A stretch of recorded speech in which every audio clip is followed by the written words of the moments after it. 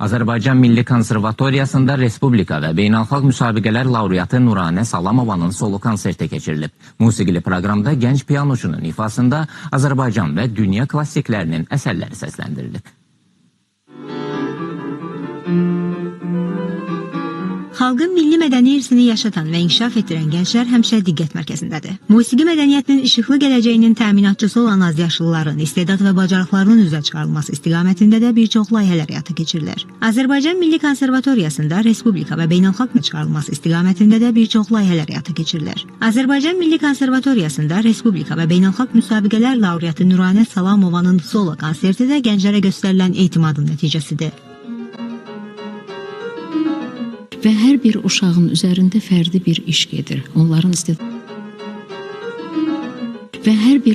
üzərində fərdi bir iş gedir. Onların istedadlarının aşkar edilməsi üçün müxtəlif konsertlər təşkil olunur. Ki bu uşaqlar həqiqətən müəllimlərin əməyini yerdə qoymurlar. Çünki şagirdlərimiz həqiqətən beynəlxalq müsabiqələrdə Azərbaycanı yüksək səviyyədə təmsil edirlər. Nuranə İncəsənət Gimnaziyasının bacarıqlı istedadlı şagirdlərindən biridir.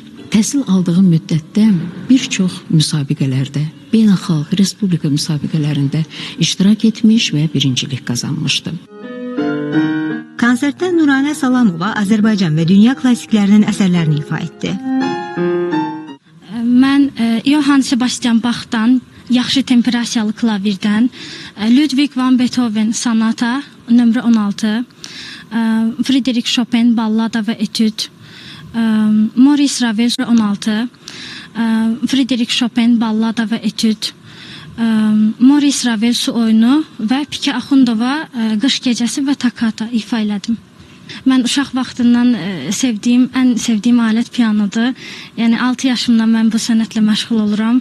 Müəllim kimi bu gün mən çox qürurluyam, çünki mənim şagirdim ifa eləyib. Və deməliyəm ki, Nuranə Salamova mənim ən yaxşı şagirdlərimdən biridir. Bir çox müsabiqələrdə, beynəlxalq müsabiqələrdə, respublika müsabiqələrində həmişə birinci, ikinci yerləri götürmüşük. Yəni həddən artıq musiqiyə çox böyük həvəsi var. Milli Konservatoriyada müəllimlərin, tələbələrin və şagirdlərin iştirakı ilə keçirilən solo konsert böyük maraqla qarşılandı.